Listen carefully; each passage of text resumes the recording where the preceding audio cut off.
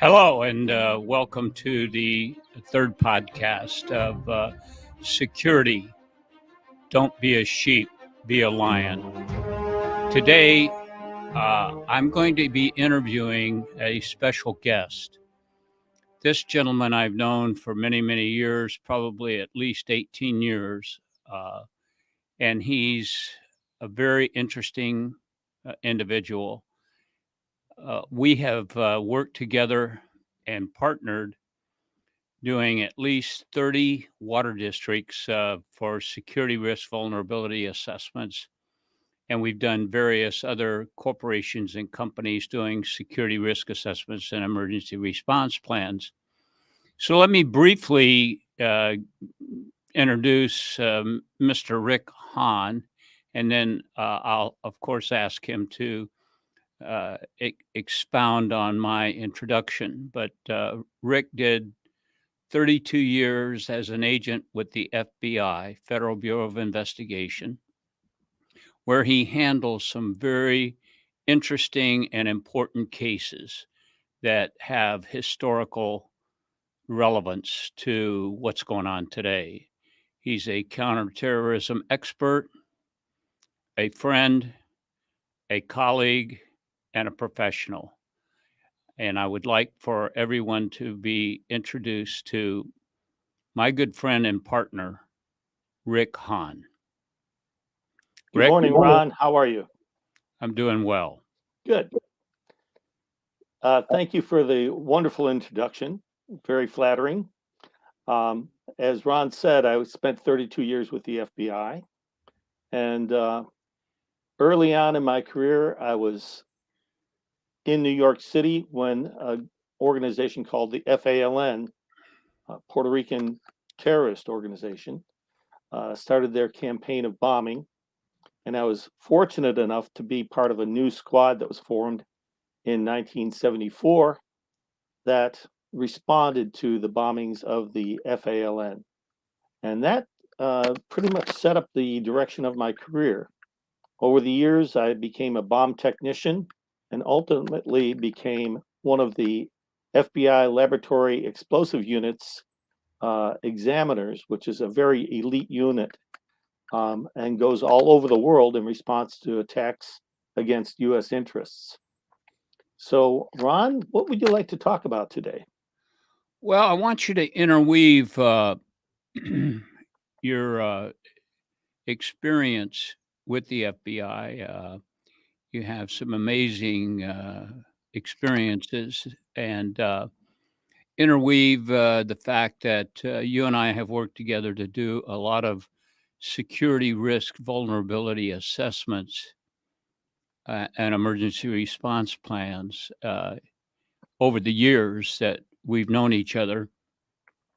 But primarily, I'd like for you to kind of get into your experience in some of the bombing investigations that you participated in, because some of the factual information that you have is just amazing. So if you'll talk a little bit about your experience as a case agent on some of those bombings, I think our audience would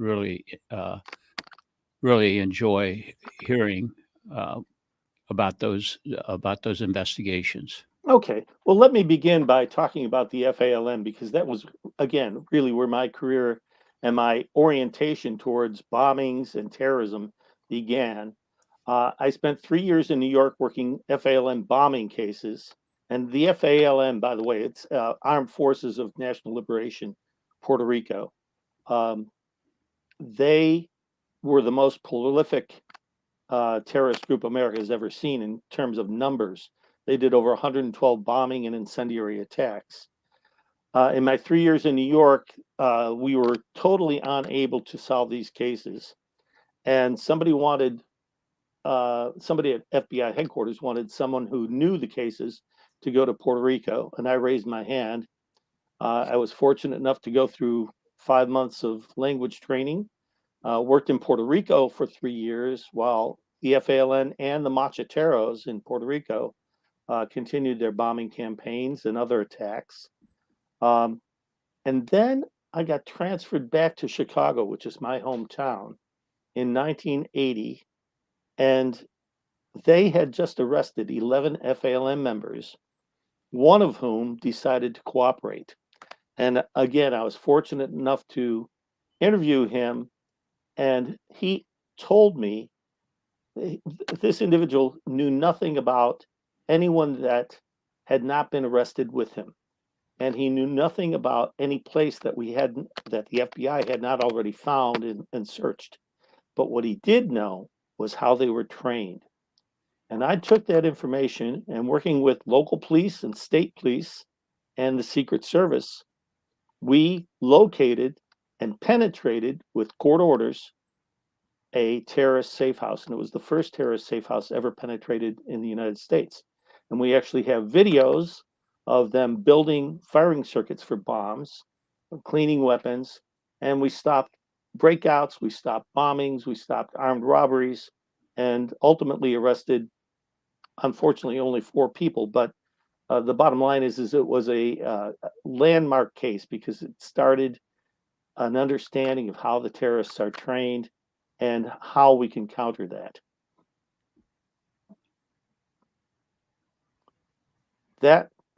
That experience and my experience working the bombing cases led me to be invited by the FBI Laboratory Explosives Unit to enter that unit as an examiner.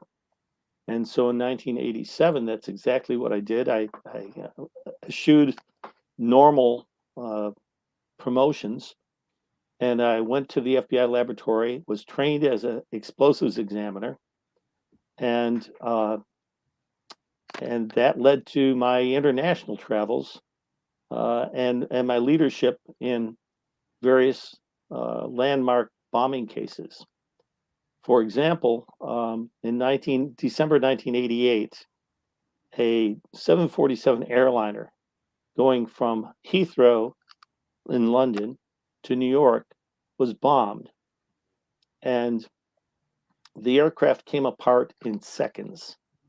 The debris scattered over southern Scotland, over 845 square miles.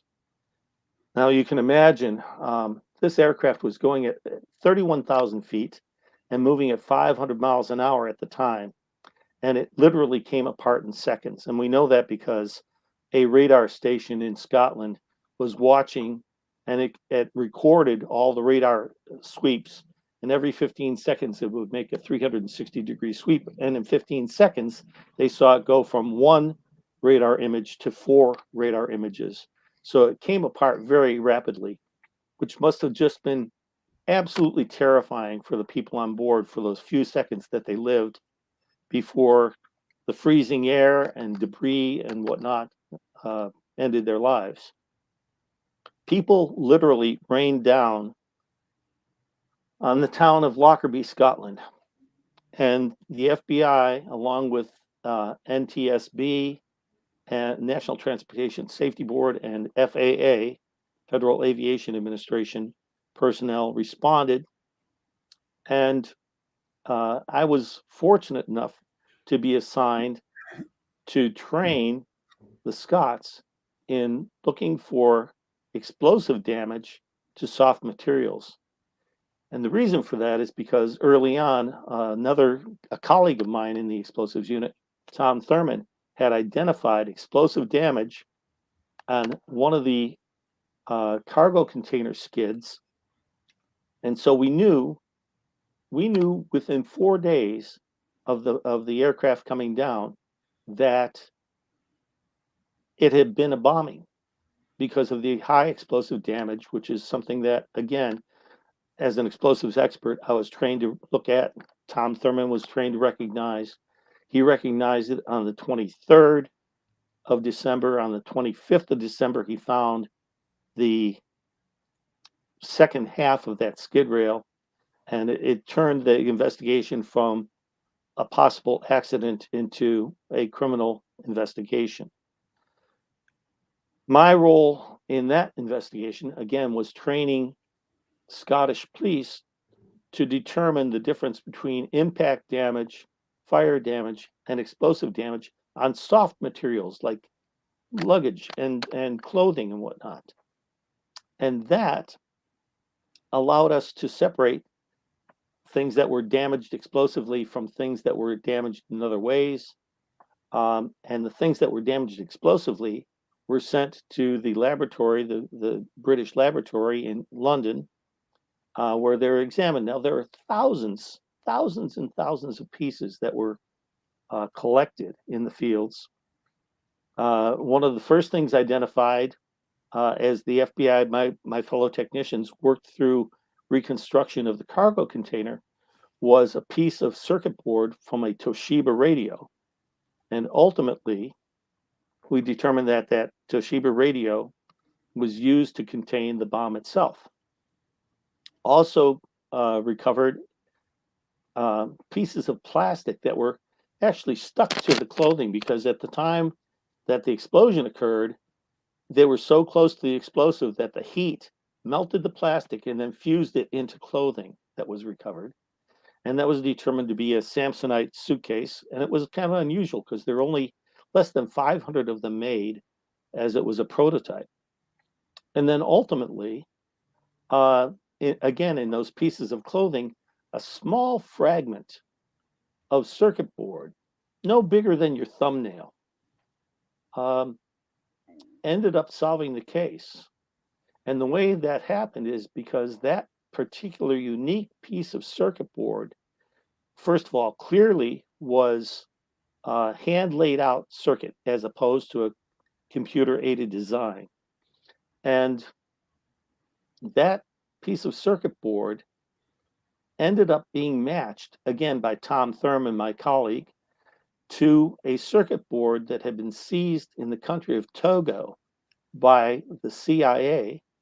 And the CIA actually provided that seized circuit board, which was part of a timer that had the trade name of the manufacturer being a small little company in Switzerland.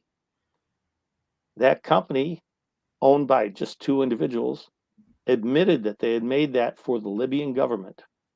And they ended up identifying the people that actually were responsible and ultimately were charged in that case. So this, out of a crime scene field of 845 square miles, and mind you, the British, worked that crime scene for over a year collecting evidence. But out of all that, and this is a 747 consists of over 6 million parts. Now, about 3 million of those are fasteners, rivets and nuts and bolts and stuff, but another 3 million pieces that aren't.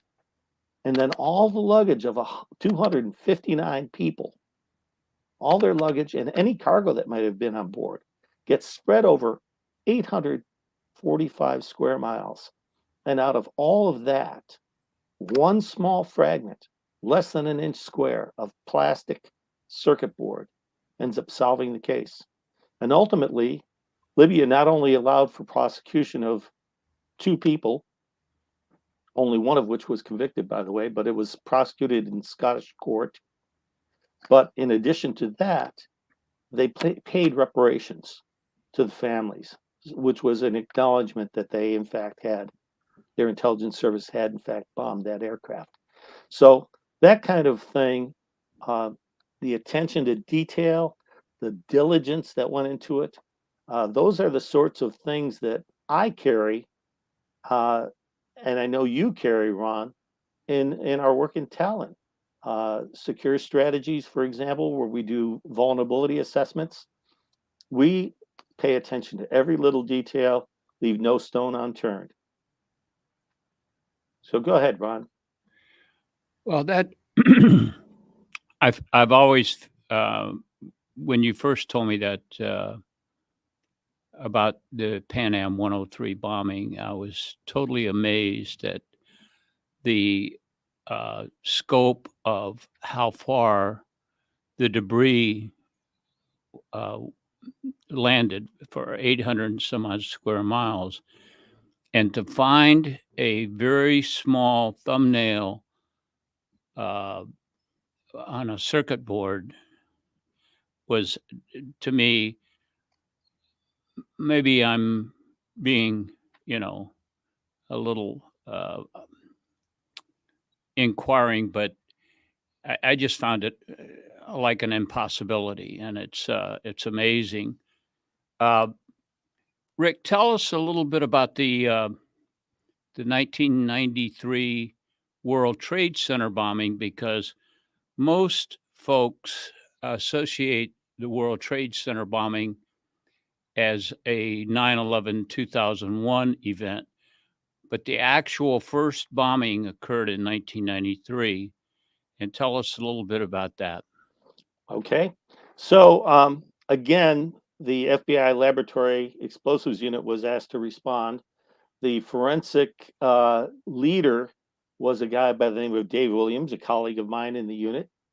And he arrived on Saturday, the day after the bombing. The bombing occurred around 1 o'clock in the afternoon on on a Friday afternoon, the 26th of February.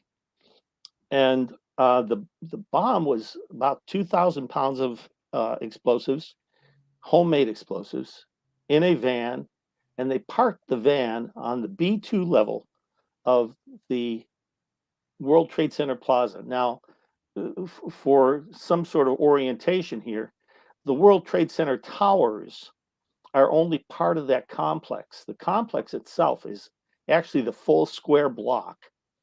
And subterranean, underneath street level, they had 3 parking levels, and then they had 3 more levels with mechanical equipment, things like that. Um, they, the perpetrators, had hoped to break the foundation of World Trade Center 1, the North Tower, and thereby cause it to topple, and wanted a domino effect of one building falling into another in hopes of killing as many as 250,000 people. That is a statement that was made by the person who designed the bomb, Mr. Ramzi Youssef. So I didn't arrive until Monday. And at that point, my colleague David was up in the command center run by the FBI office in New York, and that was a mile away. And I offered to him that I would run things at the actual crime scene. And he agreed, and so I did. I took up that responsibility. What had happened before I even got there is that, now mind you, there's 4 principal agencies here. There's the New York Bomb Squad, of course, they have an interest in it. The owners of the building were the New York, New Jersey Port Authority, and they have their own police department. Of course, ATF, which is an agency with responsibility over explosives, and the FBI, which is has the responsibility not only for explosives but terrorism. And so David was trying to make sure that as this crime scene started, and we were all looking for physical evidence, right, to try and solve the case. As this started, he wanted to make sure that there were ground rules set so that everybody was on the same page. And that only makes sense because different agencies have different protocols, different training, that sort of thing. So on a Sunday, the Sunday after the bombing, uh, Dave was approached by members of the New York PD, ATF, and they lobbied him to allow them to go down into the basements, the B2 level where the bomb had gone off, and start to survey it so that they could figure out how they were going to approach this crime scene. Now, mind you, this basement is 6 levels. The bomb goes off on the B2 level and it creates a hole over 100 meters in diameter. And all that concrete and steel and cars drop down successively through the B3 level, the B4 level, the B5 level, ultimately settling on the B6 level. Now, each successive hole is slightly smaller, but the bottom line is you have 125,000 tons of debris that's dropped into this. And because of safety reasons, all the electricity is cut off in those basement levels. So going in there, the only lighting you had would be a handheld light, or they have what they call safety lights that strap around your chest, and they're fluorescent lamps. Um, but you're going basically into a coal mine with no lighting. David asked how they anticipated they would get into that basement, and they pointed out that one of the New York bomb techs by the name of Don Sadawi had been down there both Saturday and Sunday. And so David allowed Don Sadawi to go down into that basement and lead 8 other examiners, ATF, New York PD, and a couple of FBI chemists to take swabbings. And the rule was you can make sketches, you can take photographs, you can take swabbings, but no piece of evidence is to leave that site. It's not even to be moved. So Don Sadawi leads them down. Now, Don Sadawi, oddly enough, had attended the Brooklyn Automotive Engineering High School, which is a school for people who want vocationally to be involved in the automotive industry, design and whatnot. And he, of course, knows automobiles far better than the average citizen. So Don leads this crew of 8 down, and no more does he get down there than his job is done, basically. And he starts looking around because he's not taking photographs, he's not making sketches, he's not taking swabs, but he sees a couple of ring gears, and ring gears are part of a differential, part of the transmission of an automobile. And it draws his attention. He picks it up, and then he looks another 15 feet forward, and there's another ring gear, and he goes and picks that up, and they fit together. And then he goes and sees a pinion gear, which is also part of a differential, and he picks that up, and it fits together. And he's putting together a 3D puzzle, if you will.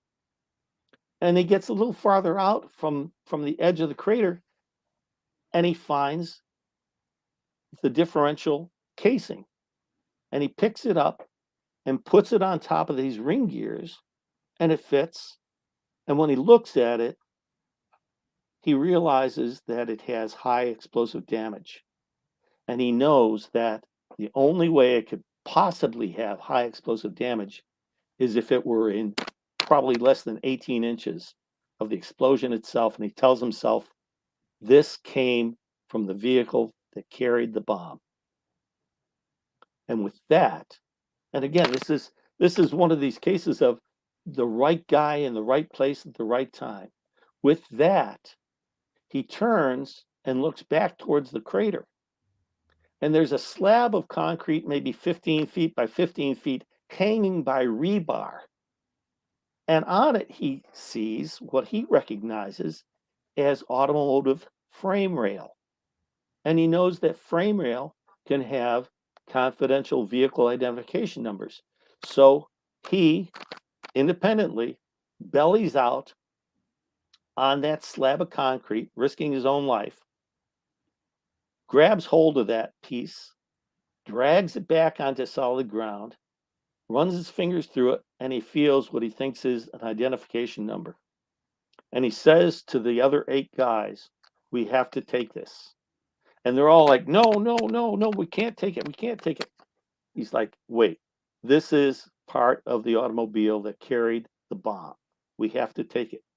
With that, he goes up to the street level where there are crime scene vehicles and police waiting. And he gets a body bag and a basket, brings them down, puts these parts into the body bag and into the basket, and has one of the ATF agents that's there help him get it back up onto street level and into a crime scene vehicle.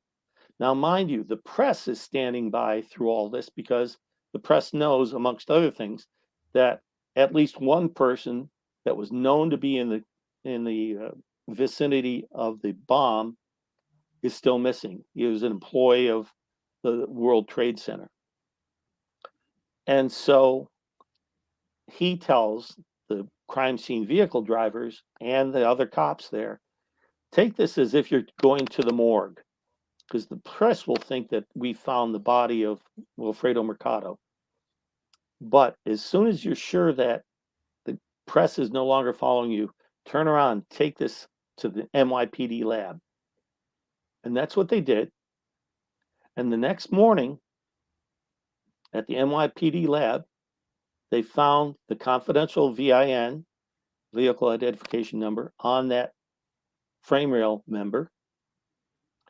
And when they traced it, they found that it was rented in Jersey City by a person who had been a suspect in the killing of a rabbi in New York 2 years earlier, Meir Kahane, and who had been under investigation by the FBI as part of a mosque in Jersey City that was suspected of plotting to do various crimes here in the United States. And the FBI had shut down that case, but of course, they reactivated it. They reactivated informants that they had. They were able on Friday, a week after the bombing, to arrest 4 individuals. The mastermind of this was, as I said, Ramzi Youssef, who escaped, unfortunately. But the bottom line is that case was solved, and because the FBI reactivated their informants, they determined that other adherents at the mosque in Jersey City were planning to conduct 5 bombings. They're going to bomb the George Washington Bridge, the Lincoln Tunnel, the Holland Tunnel, the FBI offices in Manhattan, and I can't recall exactly what the 5th target was. But the bottom line is that because we were able to determine that and penetrate that plot, we stopped that from happening. Now, so the consequences of this individual, one individual with just the right training, being in exactly the right place at the right time, basically solved the case. And he went against all instructions based on his instincts. Interesting story.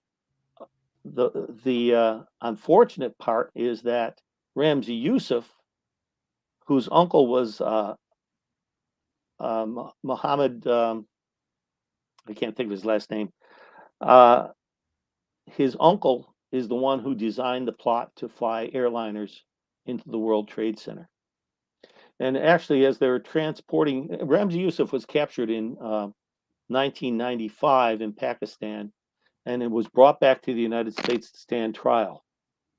And as they transported him from JFK to the Metropolitan Correction Center via helicopter, the agents on board the helicopter pointed out that the World Trade Center towers were still standing. And Ramzi Youssef's response was, yes, but if I'd have had more money and more time, they wouldn't be. So, and unfortunately, his uncle, Khalid Sheikh Mohammed, that's his full name, again, designed the plot to fly airliners into the World Trade Center and did, in fact, bring them down. But fascinating story. One of those things where it was just the perfectly right guy in the right place at the right time. And one of the chemists that had been down there with them on that Sunday afternoon when Don Sadawi decided to take that frame rail was back at the same place on Monday around noon. And he noted that the piece of concrete that Don Sadawi had skinnied out onto to get that piece of frame rail had been pancaked by other falling debris. So that if Don had not taken that frame rail when he did, chances are it would have been lost forever. And we may never have solved that case.